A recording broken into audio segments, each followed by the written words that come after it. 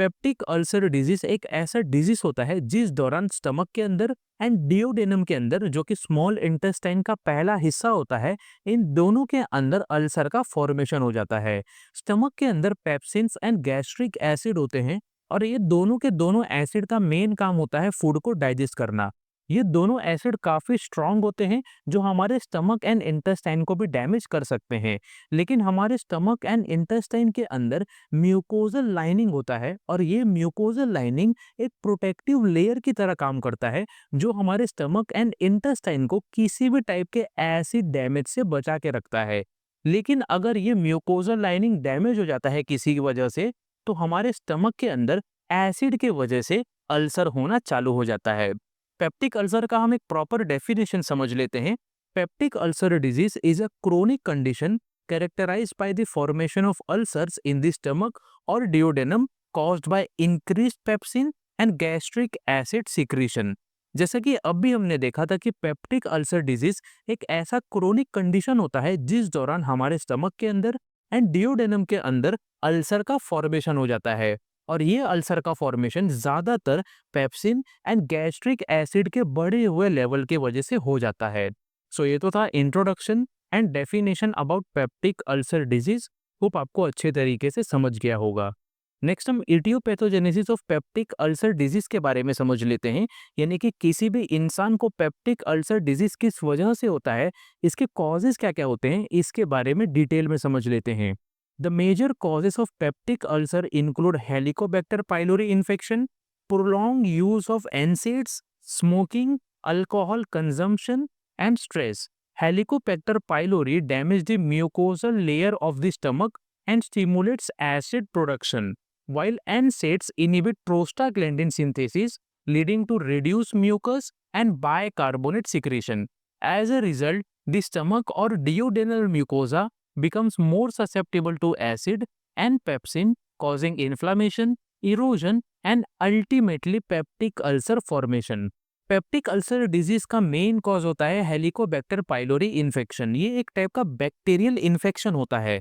जब किसी भी पेशेंट को हेलिकोबैक्टर पाइलोरी इन्फेक्शन हो जाता है तो इस इन्फेक्शन की वजह से पेशेंट के स्टमक का जो म्यूकोजल लाइनिंग होता है, ये म्यूकोजल लाइनिंग धीरे धीरे डैमेज होना चालू हो जाता है।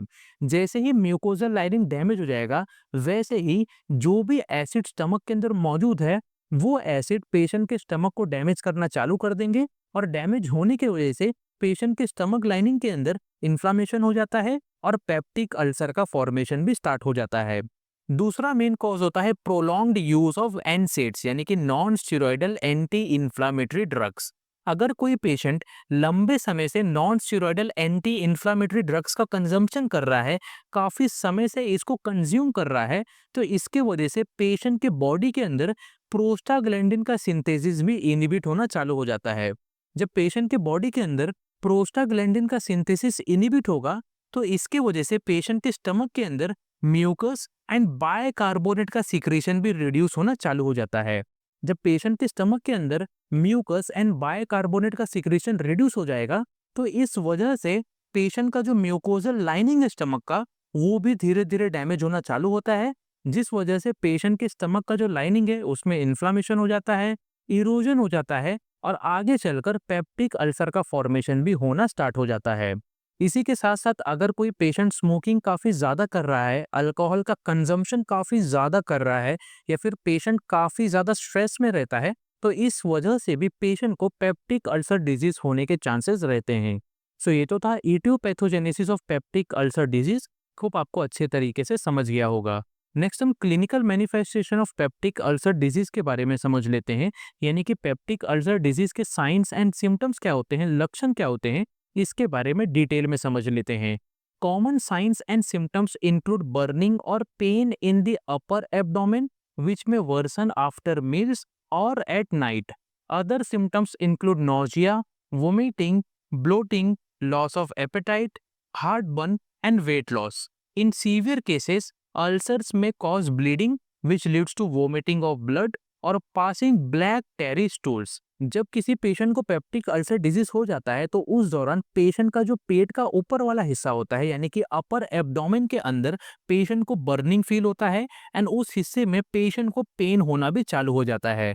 और ये दोनों के दोनों सिम्टम रात के समय पे या फिर खाना खाने के बाद काफी ज्यादा बढ़ जाते हैं, काफी ज्यादा वर्स हो जाते हैं। किसी के साथ साथ पेशेंट को नौजिया एंड वोमिटिंग भी स्टार्ट हो जाता है। बहुत सारे पेशेंट ऐसे भी होते हैं जिनको ब्लोटिंग कंडीशन भी प्रोड्यूस होने लगता है यानी कि पेशेंट का जो पेट है वो हमेशा फूला हुआ रहता है। काफी सारे पेशेंट ऐसे भी रहते हैं जिनका एपेटाइट भी लॉस हो जाता है यानी कि पेशेंट का जो भूख है वो भी मर जाता है। इसी के साथ साथ बहुत सारे पेशेंट ऐसे होते हैं जिनको हार्ट बर्न होने लगता है यानी कि पेशेंट को चेस्ट के अंदर बर्निंग सेंसेशन जैसा फील होता है। काफी सारे पेशेंट का जो वेट है वो भी लॉस होना स्टार्ट हो जाता है। सीवियर केसेस में अगर पेप्टिक अल्सर को ट्रीट नहीं किया गया तो आगे चलकर स्टमक के अंदर ब्लीडिंग चालू हो जाते हैं। और जब स्टमक के अंदर ब्लीडिंग चालू हो जाएगा तो जब पेशेंट वोमिटिंग करेंगे तो वोमिटिंग के अंदर हमें ब्लड भी दिखाई देगा। और जब पेशेंट स्टूल पास करेंगे तो उस स्टूल के अंदर भी हमें ब्लड का हिस्सा कुछ ना कुछ दिखाई देना स्टार्ट हो जाता है। सो ये तो था क्लिनिकल मैनिफेस्टेशन यानी कि science and symptom of peptic ulcer disease. Hope आपको अच्छे तरीके से समझ गया होगा। नेक्स्ट हम non pharmacological management of peptic ulcer disease के बारे में समझ लेते हैं यानी कि पेप्टिक अल्सर डिजीज को बिना किसी मेडिसिन के किस तरीके से मैनेज किया जाता है इसके बारे में डिटेल में समझ लेते हैं। Avoid spicy, fatty and acidic food that irritate the stomach lining. जब किसी पेशेंट को पेप्टिक अल्सर डिजीज हो जाता है तो ऐसे पेशेंट को spicy food, fatty food and acidic food को अवॉइड करना चाहिए क्योंकि ये सब के सब फूड पेशेंट का जो स्टमक लाइनिंग है उसको और ज़्यादा इरिटेट करते हैं एंड पेशेंट का जो पेप्टिक अल्सर है उसको और ज़्यादा इंक्रीज करने का काम करते हैं। इसीलिए ऐसे सब फूड को पूरी तरह से अवॉइड करना चाहिए। Avoid smoking and alcohol consumption as they delay ulcer healing. जो भी पेशेंट को पेप्टिक अल्सर डिजीज हो चुका है ऐसे पेशेंट को स्मोकिंग पूरी तरह से अवॉइड करना चाहिए एंड अल्कोहल के कंजम्पशन को भी पूरी तरह से बंद कर देना चाहिए क्योंकि smoking and alcohol consumption patient के अल्सर को हील नहीं होने देते हैं और पेप्टिक अल्सर को और ज़्यादा बढ़ा देते हैं।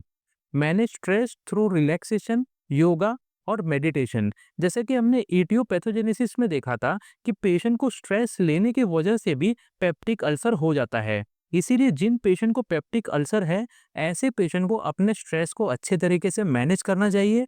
और स्ट्रेस को मैनेज करने के लिए ऐसे पेशेंट रिलैक्सेशन एक्सरसाइज, योगा या फिर मेडिटेशन जैसे एक्सरसाइज कर सकते हैं। Eat smaller and frequent meals instead of large one. जिन पेशेंट को पेप्टिक अल्सर डिजीज है ऐसे पेशेंट को खाना एक छोटे हिस्से में खाना चाहिए। अगर ऐसे पेशेंट ने लार्ज हिस्से में खाने को खाया या ज़्यादा क्वांटिटी में खाने को खाया तो पेशेंट का जो पेप्टिक अल्सर कंडीशन है वो और ज़्यादा वर्स हो सकता है। Avoid use of NSAIDs if necessary, take with food और अंडर मेडिकल सुपरविजन। जिन पेशेंट को पेप्टिक अल्सर डिजीज है ऐसे पेशेंट को एनसेड्स यानी कि non steroidal anti inflammatory drugs को नहीं कंज्यूम करना चाहिए, अवॉइड करना चाहिए। लेकिन अगर इसका ज़्यादा ज़रूरत है तो किसी भी पेशेंट को मेडिकल सुपरविजन के अंदर ही कंज्यूम करना चाहिए। Maintain adequate sleep and a healthy lifestyle. जिन पेशेंट को पेप्टिक अल्सर डिजीज है ऐसे पेशेंट को एडिक्वेट स्लीप लेना चाहिए और जो अपना लाइफस्टाइल है वो हेल्थी मेंटेन करना चाहिए। सो ये तो था non pharmacological management of peptic ulcer disease. Hope आपको अच्छे तरीके से समझ गया होगा। नेक्स्ट हम pharmacological management of peptic ulcer disease के बारे में समझ लेते हैं यानी कि पेप्टिक अल्सर डिजीज को मेडिसिन का यूज करके किस तरीके से मैनेज किया जाता है इसके बारे में डिटेल में समझ लेते हैं। सबसे पहला है एंटासिड्स। इसके एग्जाम्पल होते हैं magnesium hydroxide and aluminium hydroxide. ये ड्रग पेशेंट के स्टमक के अंदर जाते हैं एंड एक्सिस गैस्ट्रिक एसिड को न्यूट्रलाइज करते हैं। न्यूट्रलाइज होते ही पेशेंट के जो सिम्टम्स है वो रिलीव होना चालू होते हैं एंड पेप्टिक अल्सर भी धीरे धीरे हील होना चालू हो जाता है। दूसरा ड्रग है एस2 रिसेप्टर ब्लॉकर्स। इसके एग्जाम्पल है रेनिटिडिन, फार्मोटिडिन एंड सिमेटिडिन। ये ड्रग पेशेंट के स्टमक के अंदर जाते हैं एंड हिस्टामिन रिसेप्टर्स को ब्लॉक कर देते हैं। जैसे ही हिस्टामिन रिसेप्टर्स ब्लॉक होंगे वैसे ही पेशेंट के स्टमक के अंदर एसिड का सिक्रेशन भी रिड्यूस हो जाता है। और जब एसिड का सिक्रेशन रिड्यूस होगा तो इस वजह से पेशेंट के स्टमक के अंदर जो अल्सर है वो भी धीरे धीरे हील होना चालू हो जाता है। इसके बाद है प्रोटॉन पंप इनहिबिटर्स। ये काफी इंपॉर्टेंट ड्रग होते हैं। इसके एग्जांपल है ओमिप्राजोल, पेंटोप्राजोल एंड इस्मोप्राजोल। ये ड्रग पेशेंट के स्टमक के अंदर प्रोटॉन पंप को इनहिबिट करते हैं, और जैसे ही प्रोटॉन पंप इनहिबिट होता है, वैसे ही पेशेंट के स्टमक के अंदर गैस्ट्रिक एसिड का सिक्रेशन भी रिड्यूस हो जाता है। और जब गैस्ट्रिक एसिड का सिक्रेशन रिड्यूस होगा, तो पेशेंट के स्टमक के अंदर पेप्टिक अल्सर डिजीज धीरे धीरे हील होना चालू हो जाता है। इसके बाद है म्यूकोजल प्रोटेक्टिव एजेंट्स। इसके एग्जांपल है सुक्रालफेट एंड बिस्मथ सब सैलिसिलेट। ये ड्रग काफी इंपॉर्टेंट ड्रग होते हैं, और ये ड्रग पेशेंट के स्टमक के अंदर जाते हैं एंड प्रोटेक्टिव कोटिंग बना लेते हैं। और प्रोटेक्टिव कोटिंग बनाने से जो भी पेप्टिक अल्सर मौजूद है पेशेंट के स्टमक के अंदर, वो पेप्टिक अल्सर धीरे धीरे हील होना चालू हो जाता है। इसके बाद है प्रोस्टाग्लैंडिन एनालॉग्स। इसके एग्जांपल है मिसोप्रोस्टॉल। ये ड्रग पेशेंट के स्टमक के अंदर म्यूकस एंड बायकार्बोनेट के सिक्रेशन को एनहांस करते हैं, जिससे पेशेंट के स्टमक के अंदर जो एक्सिस एसिड मौजूद है, वो भी धीरे धीरे न्यूट्रलाइज होना चालू हो जाता है। इसके बाद है एंटी हेलिकोबैक्टर पाइलोरी थेरेपी। ये थेरेपी उन पेशेंट को दिया जाता है जिन पेशेंट के बॉडी के अंदर हेलिकोबैक्टर पाइलोरी इन्फेक्शन कंफर्म हो जाता है। इस थेरेपी के अंदर पेशेंट को कॉम्बिनेशन ऑफ ड्रग दिए जाते हैं, जैसे कि proton pump inhibitor, clarithromycin, amoxicillin या फिर मेट्रोनिडाजोल दिए जाते हैं। सो ये तो था pharmacological management of peptic ulcer disease. Hope आपको अच्छे तरीके से समझ गया होगा। सो यहाँ पर पेप्टिक अल्सर डिजीज चैप्टर अच्छे तरीके से खत्म होता है।